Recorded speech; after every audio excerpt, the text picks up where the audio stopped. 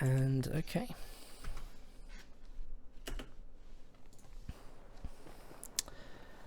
Hello everybody, welcome to Game 2 of the Ultimate Team Tournament semi-finals. After a great first game with 487 victory points coming out of that game, Scotch playing as the USF and Noggano playing as the Brits from the south side of Rails and Metal. They had a fantastic first game. If people are just tuning in, this is a semi-final, but it's a de facto hype final, because in the north, of course, they're up against HelpingHans and DevM, who may be playing from the north, but they're also playing from the ropes because they're on those same metaphorical ropes right now, and they've got to channel some inner courage and rally up against the Behemoth 2v2 team that is GP2 right now, because they need to win the second game on Rails and Metal, and they need to get back into this series. They do need to win. There's many reasons why they need to win, and personally I always think, you're going to love me for this, the psychology of losing 2 games in a row in a best of 5 could be unbearable for them and make things very difficult. You know, they played the best factions in the first game and it went horribly, so they're really under pressure here, and they really have to perform well now. It's a tough one. Definitely. I think DevM and HelpingHans still are on, 2 of their most powerful factions. This is DevM's second favorite faction in this game. I'm pretty sure it's his second best win-loss faction as well in terms of 1v1s. And HelpingHans is definitely no stranger to OKW. He's probably got more hours in OKW 2v2 than most of us have in this game in total, cumulatively.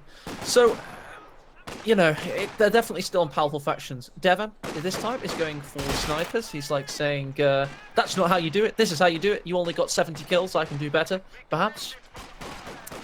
And HelpingHans, of course, just going for standard OKW fare. Ooh, what do we see already from Scotch, Dan? A tale as old as time. It's going to be Infantry Company as the selection, which I did think we would see on this map. I think, things like Calliope less used, but Infantry Company is very good. M19's great, you don't have to worry about that tech cost, love it. One thing I was just going to point out before it gets too late is that Hans and DevM are actually working together here right from the start, rather than what happened last game with the 1v1s. Because DevM decided to go straight with the sniper, Hans took a squad over to the right hand side to kind of put that front line up so the sniper could do some work. Really like that. And at the same time, Hans on the north side there managed to push some riflemen away, should be able to get the second squad as well, I think. Yes, it's a great ploy. It's a great tactic by the 2 players to team up and use their armies together. Wow, it's certainly a sight to behold, and it's worked. Well, they haven't got the points yet, but they've got the house, and they'll soon have the points, so it's definitely working. And the point I was alluding to, though, with regards to Scotch, Dan, is he is a holy man. He likes to go to church, and when the mass is in sermon, or whatever phrase it is, I haven't been to church for over 20 years, he needs the priest. And I can see this game being a lot longer than the first game, and I can see indirect fire being the theme for the player from France. Yeah, it's one of those units that is... again, we spoke about this before, like Axis, if you kind of do play an even game here, Axis can kind of get boxed into the top left of this map.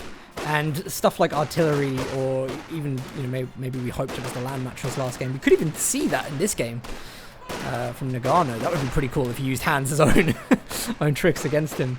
It can make things very difficult for the Axis. A lot of squad wipes, a lot of just needless model losses from that. So the fact that he went straight in with it is very confident, that this is the best unit he could be using on a map like this. Never seen him not do it, to be honest. I mean, he loves an arty party when it comes to playing allies on this particular map. So, although we are seeing a better Axis early game, we're already possibly talking about their doom in the late game unless they can, counter that artillery and get some big monster flanks on taking out the priest, which is insanely difficult. But regardless, let's stay on the tactics front for a while. We can see that DevM is getting aggressive with these grenadiers. He's pushing in and he's getting some good wins done. Yeah, it's they have done well. I think actually Hans's play on the north was very important in the map control they have at the moment, because Hans was kind of on 2 fronts. DevM slowed his start to the game by the fact he went sniper.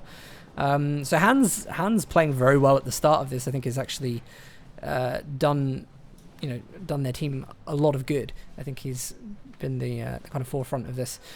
But funnily enough, I mean, this is pretty much what happened in the last game for Axis. They kind of dominated the left-hand side, pushed down, and then left the allies struggling on the right. So maybe just watching this to see, you know, do Axis have a good time here from the north? The only thing keeping the allies in the south right now is the single Vickers, and DevM doesn't quite know how to approach it. He's been trying to feel it out, trying to get an angle for the sniper, but doesn't want to risk it, so he's waited for the MG42 to be in position, and now he might have a better time of it. But saying that, he is repositioning to the centre. Got to watch out though, because the Universal Carrier is upgraded to the Vickers. Can't afford to, so he pushes in the Faust platform. Oh, I think he gets the Faust on range there. Really, really good Faust. Picked it just at the right time. Mobile Assault Regiment was picked by Noggano, and I think a sensible reason. He's done it to get the flamethrower on the sappers. It's like watching a repeat of the second game. I actually remember being on this exact frame, probably at the exact time code as well. We got the 5-man squad upgrades. It's a very, very similar build. Maybe Noggano's saying, Hans, this is how you should have played it. Well, the Brits are very narrow in their options in the current meta. You know, it's pretty much everybody goes the same thing. Unfortunately, well, fortunately, because the other options are like you know, advanced and placement. So I'm glad they're going the same meta right now. But yeah, that's interesting from DevM. He kept his MG in the house very long there. It's allowed Noggano to now push in because the MG's had to retreat, and he's getting some good wins. Helping Hands and DevM on the exact same fuel income, and it's moving exactly. Oh, there we go. No, just seen Helping Hands spend. He's going to go for a flank half track. It's going to be his choice. That's going to be really, really helpful. Just you meant fuel reserve. I mean, they're on the same income, of course. I know what you mean, though. Don't worry. Sorry, I'm sorry. That's fine. That's fine. It's a small telecast. He'd already built the half track as you said that, so I was like, oh, of course there's Dallas. They're on the same team. It's fine. It's fine. Absolutely fine. Got the Stern Pioneer and the Focus Grenadiers waiting for Scotch. It's almost a little bit of a reversal here. No, they've spurred into action. OKW doesn't need cover down. They just form cohesive tactical battle groups. The Stern Pioneers are the cover. The Volks Grenadiers move behind them, you know, it's SAS style. In the south, by the way. Oh, nice rifle there goes in. MP40s engaged. Noggano retreating through a hailfire of small caliber rounds now. Here's that flak half track from Hans. I think this is a really, really good choice because it's like early game. Maybe go to the position we saw tier 4 in the last game, which is kind of in this area by the left VP. It's really good just for helping Axis hold their territory against any of the light vehicles and infantry in the game at the start. So I really like that decision. Good fuel spend.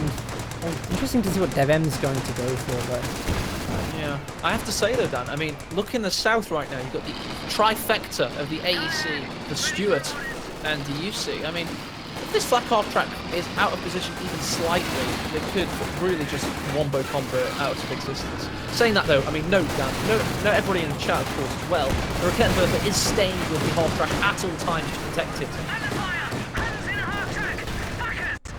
And it attacks that truck! It destroys the truck in front of it! This is vile!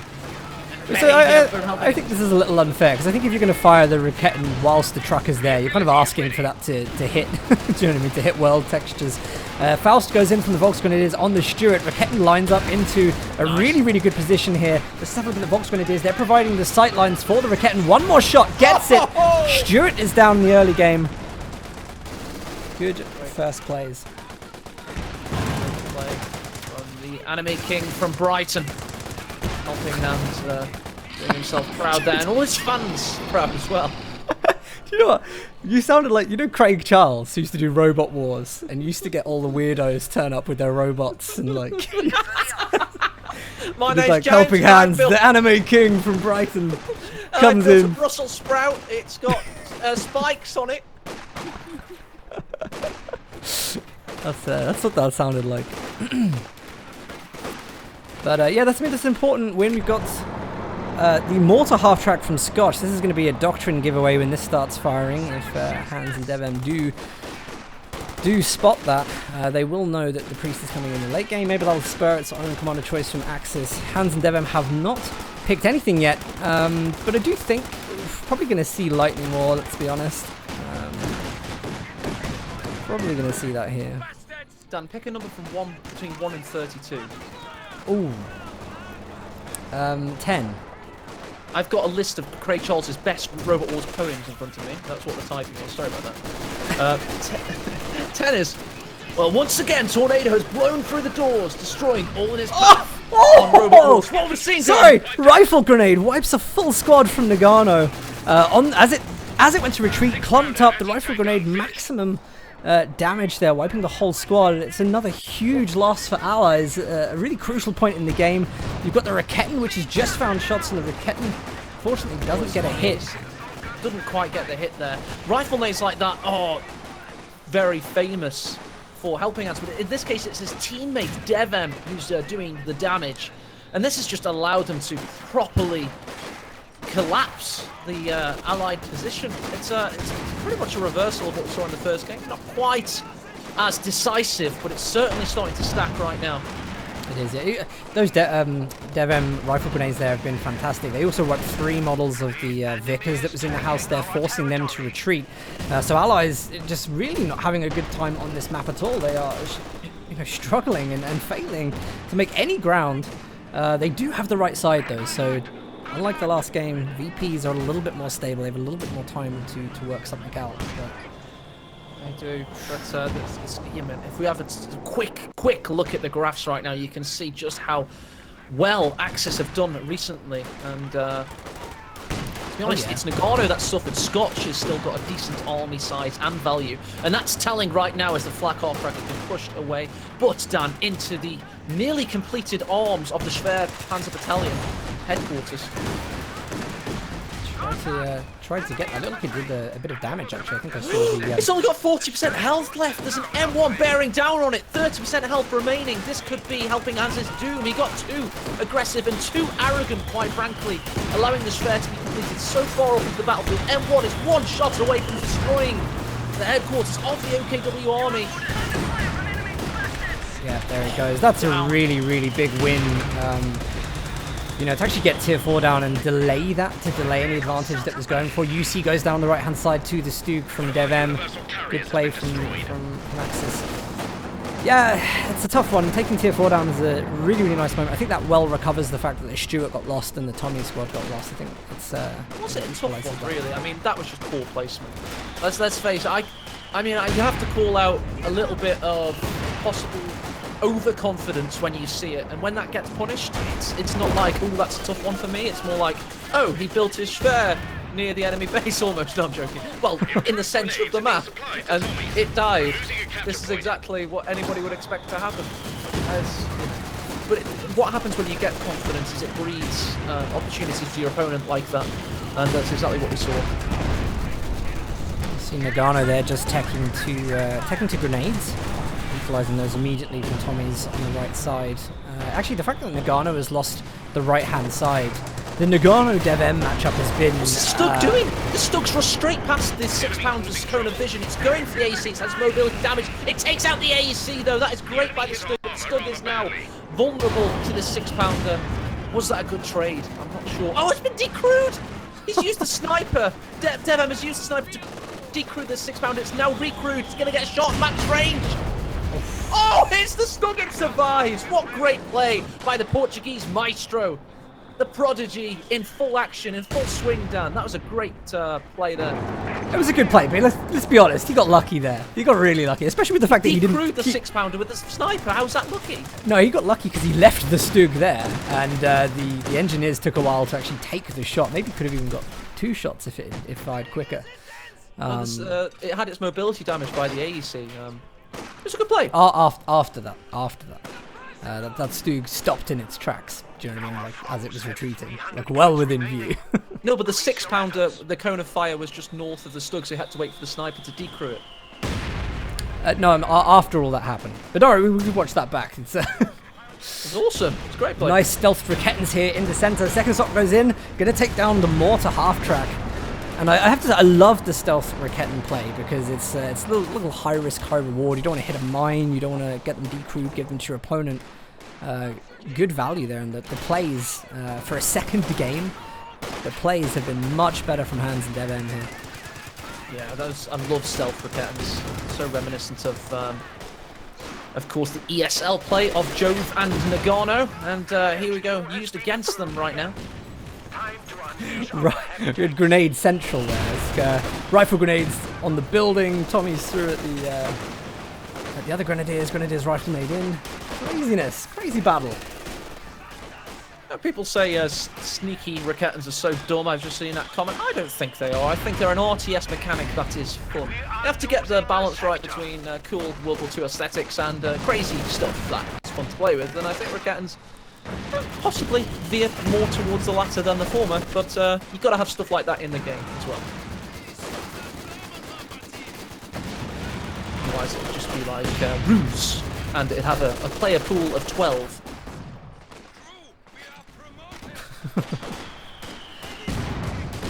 Great rifle grenade there from DevM. And just like the first game, actually, Axis are working well to support each other. That M1 is getting some really, really long shots off. Always seems to be in the right position as well, like, you know, suspiciously in the right position. Good play there from Scotch. But they've lost so much in terms of their vehicles. You know, as if they weren't already looking for an advantage. They are significantly behind right now. They really are. They've had so many small losses and also big losses. I mean, they're doing well to just stay on the battlefield, Noggano and Scotch. And, you know, people have argued in the past that Rails Metal does lend itself to more consolidated Axis play. And I think this is possibly proof of that. Raketans find the Stuart. Second round goes in. Will the Panzer Fusiliers be able to get the anti-tank rifle grenade off? They will, of course, not. Good covering fire by the rifles. I'm confused because Scotch has actually got the Stuart. He had the Stuart back. He's also gone for 2 mortar half tracks, which pretty much stunts his ability to go for things like the Priest, which I assume he may have done if the game had gone a little differently. But anything to do with AT, you know, that's good for USF, like the Jackson. You know, why the decision to go for these mortar half tracks? Are they going to be that useful? Not this many of them. I mean, let's have a look at the cost, of course. I mean, you always have to weigh up the cost. It's 200 manpower, 30 fuel, so it's not like they cost very much. So it's not crazy to go for 2. You just got to make them work, and it's a matter of course, a little bit of burden to your overall micro. Although it doesn't take that much. So. Yeah, if they were winning, Dan, I'd say they were great, but they're not. They're losing. So in this position, I'm going to say they're terrible. Great analysis by E. I'm really trying to assess what Scotch is bringing to the team here, because yes, he's going for the indirect fire. He's pumping all of his resources into riflemen. I think maybe trying to spend his munitions on the M19s, but I mean, it's not working.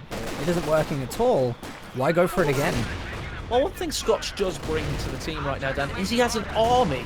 And I think this is a battle. Grenadier goes down for DevM there. Excellent work by Noggano. Bad retreat by DevM. Lack thereof. So yeah, it is a battle. It's a war, and I've heard armies are good for that kind of thing. Got the Panzerwerfer missing everything now, not hitting a single thing.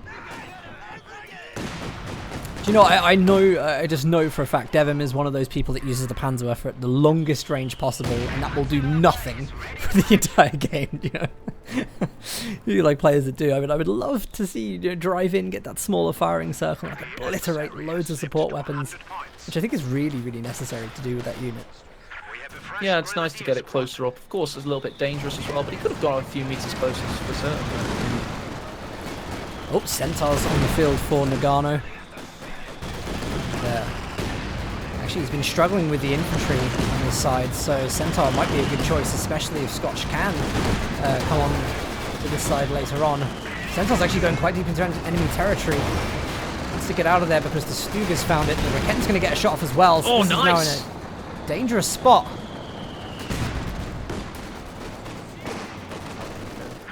Having to get away now. Is able to do so. 75 points remaining for the Allies. The Axis are swarming onto the battlefield as well. They show no signs of letting up right now. Scotch is like a deer in the headlights. These Focus Grenadiers overwhelm his position. Yeah, it's a strong reclaim of the centre. They've got some good green cover positions here to defend against the M19s and the Stuart fire. Raketen might try and damage the wall if it wants to. And they, of course, do have to be careful of the mortar half-tracks, which are getting veterancy up on their side. But, wow, I mean, if we see Rails and Metal go down with Axis taking above 450 VPs in both games... Oh, here he is. He's actually gone forward with the Panzerwerfer. Rifleman Right on top of the rifle. nearly annihilated there. 2 men remaining, not much health. Yeah, I mean, if we see a Rails and Metal Axis win with above 450 VPs twice, I'd say that's a very interesting statistic. Interesting insofar as it's predictable. Yeah. And how much it says about how good Axis are on this particular map in general. You know, but we tried to speak about the players and their powers as individuals before this series, saying, you know, DevM with his infantry play might be good as USF, and Noggano with his incredible resilience as Brits and picking his gunfights might be good as UKF, but you can't overwhelm Axis when they're so well condensed in the early game. And they've got this superior fighting force that is condensed and it isn't flankable as much as it sometimes is, for example on Elst. But do you see the predicted pattern of events? Achilles in a good position to possibly take out this Gren. Sturk again saves the day. Raketen harmlessly attacks that wall.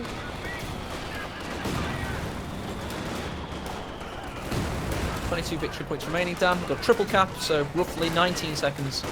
Apparently Cruzy says it isn't exactly a second per second. It's, sorry, tick per second. it's like Did you learn it? 0.75 VPs per second.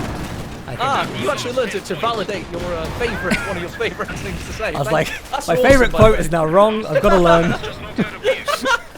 So you really precisely know. And you've also got like a nuclear atomic clock as well next to you. But there you go. There's G2. There's Axis winning again. This time with slightly less victory points, but not by much. And HelpingHans and DevM level it immediately. We now have a best of 3. Pretend those first games didn't exist. That was good. I mean, I'm glad. I'm very glad that we got to see that, because I was a little bit worried that after that first game it was just going to be like, whoa, Hans and DevM aren't playing too well today. You know, looking very strong for Noggano and Scotch in game 1, but hey, look, any easy way to return that. Actually, the stats for this game I think are surprising and quite funny, really, because in the last game it was HelpingHans doing very well against Noggano, do you know what I mean? And then Scott, it's actually reversed. This time DevM carried a lot of the weight in that game, and Hans with a lot of the good capping, and you can tell that was going back and forth a lot. So yeah, but you know what? Good games on Rails and Metal, the first 2 out of the way. Just really interesting to see that. So let's go over to the battle planner, and we're going to check out what our third map is going to be. And oh, there we go, picked just as I go over to it. Crossing in the Woods. Nice. Oh, good. I like Crossing in the Woods. Good map. Yeah, I do as well. Yeah. I liked Elst when it first came out, and I wanted it to be in the 2-2 map pool to freshen things up, but I've gone off it a little bit in this tournament, I must say. I now prefer Crossing in the Woods, but there's not that enough 2v2 maps to be picky, don't get me wrong, but I'm just happy that it's good old Crossing.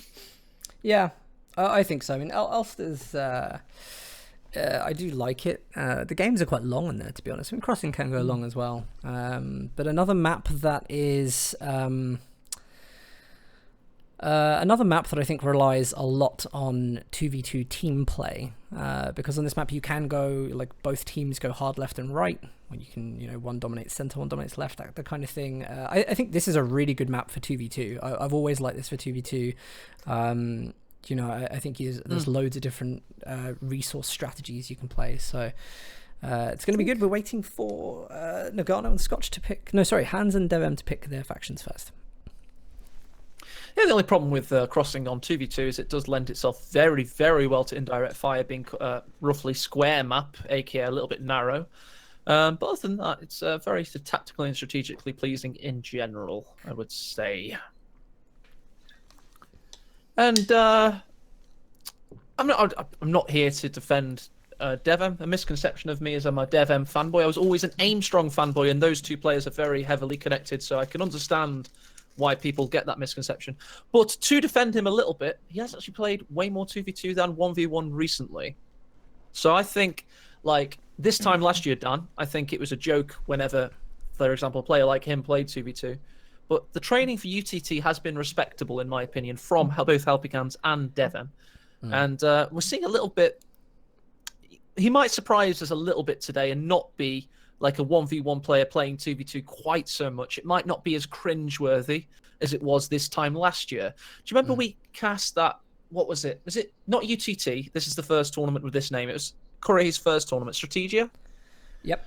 And I think Prodigy's team got like disqualified or something, and we had to have like a show match, which was DevM and Aimstrong versus Goalpath 2. Did you cast that with me?